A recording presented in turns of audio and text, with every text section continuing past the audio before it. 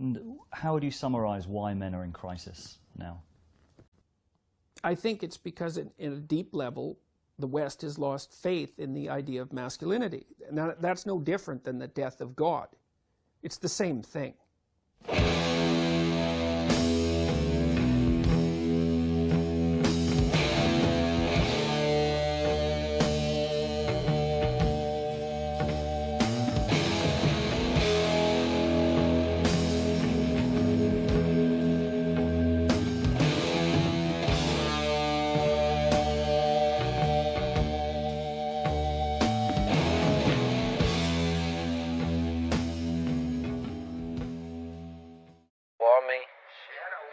Branco, cisgênero, que é se identificar com o próprio gênero, hétero. É uma ameaça.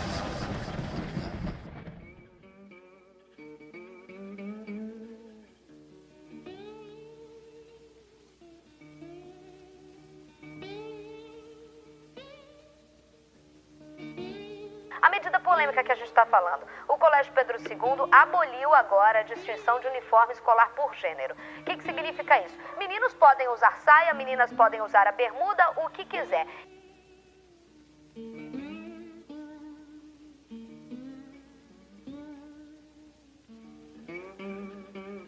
Lá combatem os coronas da guerra. O vídeo de hoje é bastante polêmico, porque nós vamos tentar explicar o caso que aconteceu em 2015 de militares, cadetes do Exército dos Estados Unidos usando salto alto. E aí vocês têm diversas fotos do evento aí, né? Esse tipo de manifestação ocorreu em outras partes do país com outras instituições também, polícia, bombeiros, né?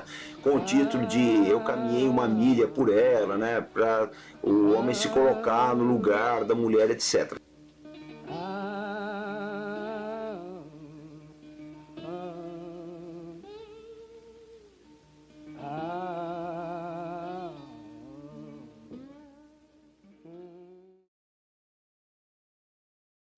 Tem um conceito novo na praça, nesses estudos de sexualidade contemporânea, que é uma questão que às vezes parece ser a coisa mais importante da face da Terra, é a nova onda ao redor do tema da chamada masculinidade tóxica. E a impressão que dá é que hoje, nesse bojo de uma crítica radical do que seriam qualidades masculinas clássicas, o debate sobre sexualidade contemporânea, que me parece excessivamente enviesado de uma forma um tanto contrária ao que se chamaria de um comportamento heterossexual tradicional, ele acaba demonizando de alguma forma algumas qualidades que são historicamente associadas à ideia da masculinidade ou virilidade, qualidades como autocontrole, a possibilidade de você não se entregar excessivamente às emoções, você lidar com situações de risco, você ser estimulado a ser corajoso, que são qualidades relacionadas à virilidade desde a Grécia e Roma.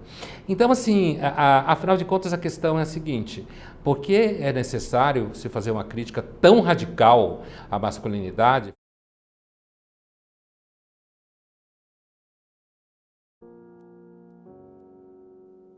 O fato é que o tipo de organização econômica altamente burocratizado que se desenvolveu no mundo inteiro nos últimos 40 ou 50 anos favorece o tipo de pessoa submissa, sem iniciativa pessoal e, sobretudo, volúvel, que se adapta rapidamente à moda. Você lança uma moda hoje, no dia seguinte todo mundo tem que aderir àquilo como se fosse uma coisa de coração.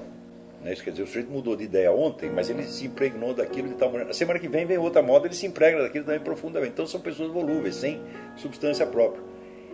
Isto é o tipo que hoje é favorecido, porque a própria rapidez da evolução da economia produz do dia para a noite mudanças de critérios, de valores, etc, etc. E precisa que as pessoas se adaptem rapidamente a isso. Mais ainda, a administração globalizada precisa disso mais ainda do que a indústria.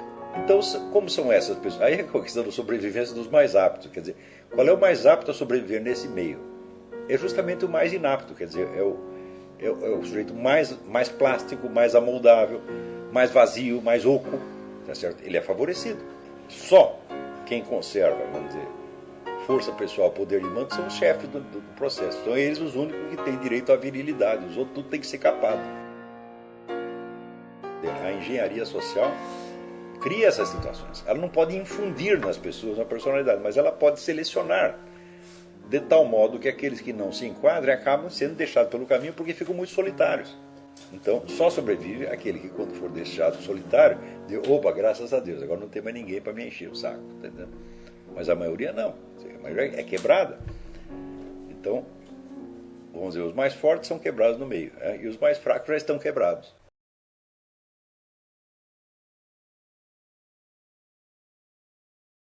Algum tempo atrás, uns sujeitos aqui do Brasil fazendo uma espécie de manifesto em que eles pediam direito, eles exigiam o direito de ter medo, o direito de ganhar menos do que a mulher. É claro que pode acontecer do cara ganhar menos do que a mulher, normalmente isso ainda cria muito problema.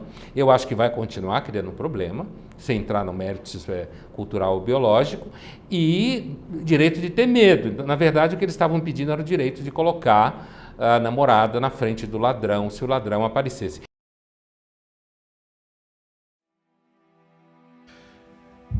As America declines and becomes a failed or failing state, or a hollow state, the corporations and businessmen and bureaucrats who run it will continue to promote globalism, feminism, and the marketplace melting pot. They will continue to condemn male sexism, patriarchy, and continue to promote any kind of go-girl, female sexism that emasculates or devalues men. É evidente que sempre foi difícil ter coragem, sempre foi ter autocontrole, isso não é a qualidade unicamente de homens, mas a ideia de que homens devem ter coragem, autocontrole, ter disciplina, a capacidade de lidar com emoções, isso sempre fez parte da identidade masculina. Homens, ainda mais com o massacre que tem sido feito sobre a imagem masculina em muitos universos, inclusive em escolas e universidades, literatura e novela, em cinema, o cara é sempre burro, idiota, babaca, estúpido, não sabe se colocar, como se fala, é homem, é só homem, é hétero, sabe essas brincadeiras todas que tem por aí, que não deixam de ser engraçadas, os caras acabam ficando meio... com medo